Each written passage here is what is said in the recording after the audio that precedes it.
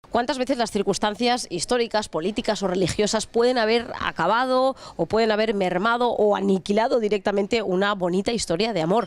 Aún así, me imagino que muchos amantes deciden por encima de todo hacer valer sus sentimientos y luchar contracorriente en medio de cualquier circunstancia que pueda ponerle trabas a esos sentimientos, a ese amor. Me imagino que de eso, más o menos, de ahí parte la historia de esta novela que tengo aquí en las manos, que es el premio Fernando Lara 2017, Después del amor de Sonsoles Sonega. El protagonista de esta gran historia, a fin de cuentas, es el amor, pero ambientado en una Barcelona de hace casi 80 años atrás, una Barcelona que no tenía nada que ver pues con todo este turismo, esta modernidad, este diseño, ¿no? Era una Barcelona, ¿cómo la dibujas tú en la novela? Sí, bueno, una Barcelona que efectivamente no se parecía a esta, aunque yo creo que desde principios del siglo pasado los grandes decían que toda gran ciudad tenía algo de Barcelona. Esto dijo Unamuno, de hecho, pero de tal forma que creo que esa gran Barcelona de esta retratada estaba empezando ya a construirse la Sagrada Familia.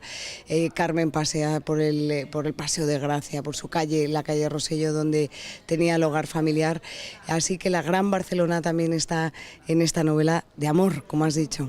Es una Barcelona de los años 30 que, bueno, por la que pasea, como tú muy bien has dicho, una mujer que es además una antepasada de las que actualmente se han puesto en contacto contigo porque dijeron, es que nuestra madre, que vivió aquella Barcelona de los años 30, tiene una gran historia detrás, una gran historia de amor que merece la pena ser contada, ¿no? Así fue, las hijas de Carmen, la protagonista de la novela, querían contar la historia de su madre, me la contaron y yo encontré que en aquella historia estaban resumidos todos los sentimientos y todas las emociones de una gran historia, desde el amor, por supuesto, también la traición, el sentimiento de culpa, el arrepentimiento, la necesidad de conocer la verdad y la verdad de tu vida para poder perdonar determinados errores que cometemos a lo largo de nuestra vida. Y así empezó, con el relato de aquellas mujeres que hoy tienen 87 años y que a mí me cautivó desde el primer momento y dije, oye, vamos a ponernos manos a la obra con esto.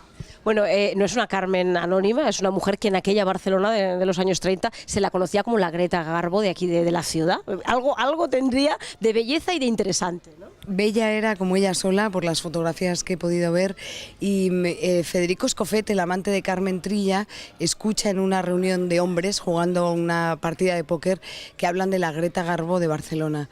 Y esta Greta Garbo, él dice, va a ser Carmen, porque la acaba de conocer, se acaban de cruzar en un tren y te da idea de cómo era aquella mujer apabullante, aquella mujer de la burguesía catalana que se engalanaba para los grandes acontecimientos, que tenía sus joyas, su clase, ¿no? Lo cual también le hace un personaje muy atractivo, no tanto por eso, sino por lo que pierde por amor, por lo que arriesga por amor, por las condiciones en las que al final esta mujer vivirá la segunda parte de su vida de amor con su amante en unas circunstancias del todo adversas como fueron el exilio y la Segunda Guerra Mundial. Bueno, hemos de decir que esa Carmen fue valiente, era una mujer casada de la Barcelona de la época, con todo lo que eso conlleva, imaginemos, ¿no? Años 30, los comentarios, a pesar de que en aquella época uno se podía divorciar, pero sí, las leyes sí, pero la opinión pública, el cuchicheo, el comentario, eso casi que era más doloroso incluso que la ley, ¿verdad? Sin duda. De hecho, hay un momento en el que los padres de Carmen y singularmente la madre está muy preocupada por lo que dirá la calle. Y la hermana de Carmen le dice, mamá, las leyes permiten lo que Carmen ha hecho, permiten el divorcio, permiten una separación. Y la madre dice, no, la ley de la calle se impone por encima de todo, ¿no?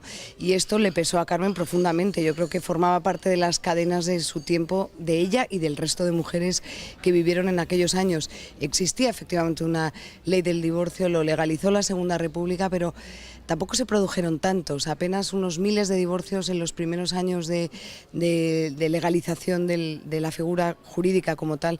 Es decir, los juzgados no se llenaron de demandas de divorcio, sino que la gente seguía temiendo el juicio de la calle.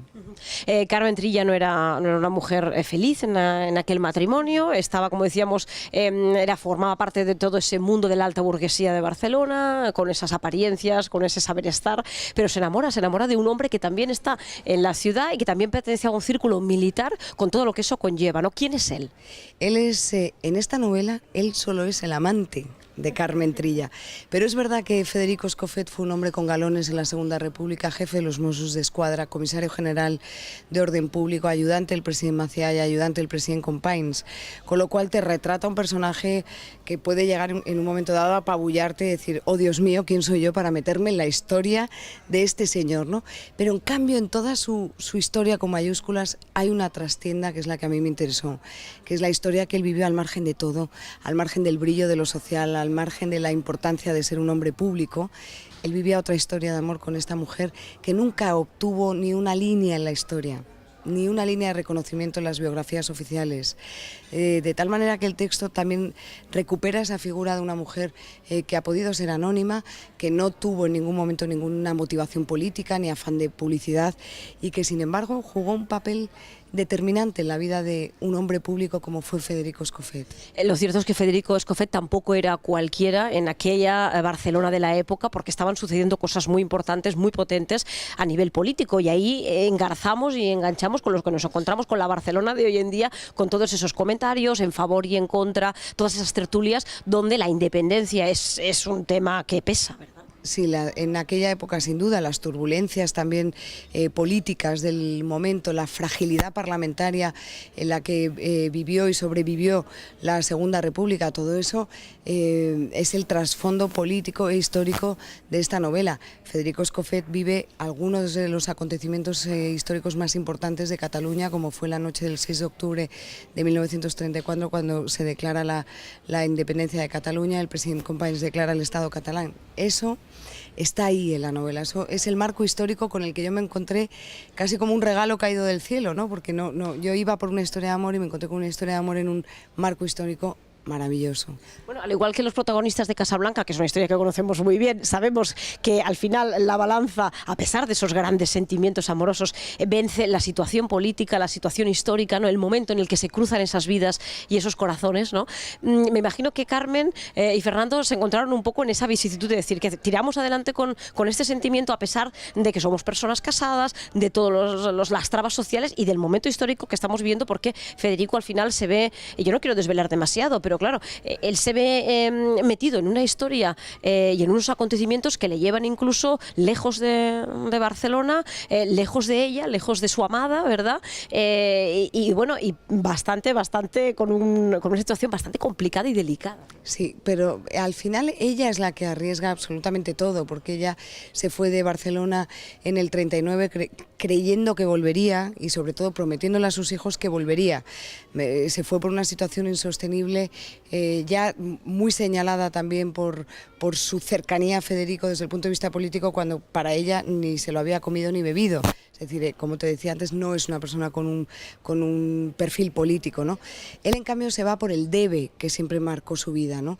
Él tuvo que acompañar al presidente Companys hasta la frontera y lo hizo, y luego cayó preso en un campo de reclusión en el sur de Francia como consecuencia última de su vocación política y de su condición de militar. Ella no. Ella, siendo una mujer que lo tenía absolutamente todo, arriesgó todo también por amor, pensando que volvería, pero las cosas se le complican cada vez más y más. ¿Cómo novelas todo eso? ¿Cómo te metes en la piel de Carmen para intentar expresar lo que puede sentir una mujer de esa época? Me imagino que has tenido conversaciones con sus hijas, pero claro, ahí hay una parte muy importante que es el desnudarte tú frente a un papel en blanco y meterte en lo que ella podría haber llegado a sentir, ¿no? Eso es todo un reto, ¿eh? Sin duda, y de hecho así lo asumí cuando empecé a escribir, porque claro, Carmen tiene unas hijas que iban a leer este texto y yo lo único que quería es que lo hicieran suyo. La responsabilidad de poner palabras a un personaje que ha vivido, en fin, te llena de responsabilidad, ¿no? Primero ante quien te ha contado la historia y después y ahora ante los lectores, ¿no? Eso ha sido difícil, pero al final lo que haces es mimetizarte con el personaje, tratar de hacerte las mismas preguntas que ella se habría hecho en esos momentos, ¿no? Acercar al lector y acercarme yo con ella al precipicio de las decisiones más difíciles que tomó en su vida. Bueno, yo no quiero acabar desvelando cómo acaba esa historia porque creo que es suficientemente interesante. interesante y desconocida. Aquí quiero decir que tiene su parte de novela en la que nos espera un final que desconocemos porque, desgraciadamente, como tú muy bien dices al principio, es una historia de amor y son dos personajes, sobre todo ella, bastante silenciados por la historia y de los que no ha quedado un gran detalle. Me imagino que a lo mejor en los diarios de la época algo se comentaría. En los diarios de la época, sin ningún género de dudas, Federico Escofet era un protagonista de la actualidad que Carmen descubría entre líneas leyendo, por ejemplo, La Vanguardia, ¿no? En esa historia están. También ahora lo ha recuperado de alguna manera Lorenzo Silva en su libro sobre Aranguren. Es decir, que son personajes que están en la historia, que no son de la primera fila, pero que sin duda contribuyeron a escribir el presente de entonces, ahora ya pasado para todos, ¿no? Y ahí está, pero en cualquier caso esta historia recupera las emociones de ese hombre y de esa mujer, que se amaron en silencio, en secreto, trataron de escapar de la adversidad y al final, bueno, pues yo creo que se amaron hasta el final, cada uno a su manera. Y el final de Carmen, no podemos hacer spoiler, pero bueno, yo creo que por encima de ellos estuvo siempre el amor imperando en sus vidas, con todo el sufrimiento, insisto, que a ella le ocasionó, porque todo el retrato de la parte del exilio está plagada de eso, de arrepentimiento, de dolor, de culpa, y no me imagino que pudiera ser de otra manera, ¿no? Tuvo que ser necesariamente así por todo lo que pasaron y porque cada vez más la pareja se alejaba de España, viajaba más al norte, huyendo en cierto modo de las consecuencias de la política, que es al final una guerra. Me imagino que también te ha enamorado a ti todo ese trabajo de preparación, que no es sencillo, que es durísimo, de intentar inmiscuirte, ¿verdad? Colarte un poco en aquella Barcelona, no solo en la de los dos protagonistas, porque claro, ellos están rodeados de un montón de personajes de la Barcelona de la época, con los que se cruzarían, con los que tendrían conversaciones, que opinarían de ellos, y también hay que documentarse y buscar ¿verdad? En los libros y en el pasado. Sí, buscar en los libros y rebuscar sobre todo en la crónica periodística que se hacía en aquellos años. No había tele, no había tantas imágenes, tantas fuentes a las que recurrir, de tal forma que la crónica periodística que se hizo en aquellos años es muy rica en detalles y a mí me ha servido para darle a la novela textura, para que Carmen viviera su verdadera Barcelona. Yo no he vivido en la Barcelona de los años 30, yo tengo que leer cómo vivían, buscar en un pequeño anuncio con qué champú se lavaban el pelo, o con qué jabón limpiaban la ropa, o a qué olían las casas. Todo eso te lo da la prensa, todo eso te lo da la crónica del día a día.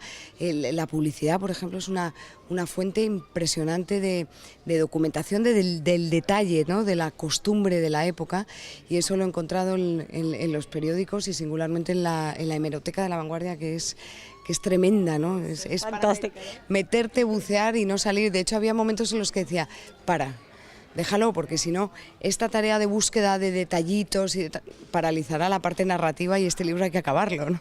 O sea, que es decir, que si nos entramos en esa hemeroteca de La Vanguardia, es posible que de ahí nazcan 1000 novelas, ¿no? Pues seguramente. Yo creo que las mejores historias las escribe la realidad y están casi todas publicadas, no siempre en las portadas de los periódicos, sino a veces en un breve o en una pequeña historieta, en una página par que nunca miras.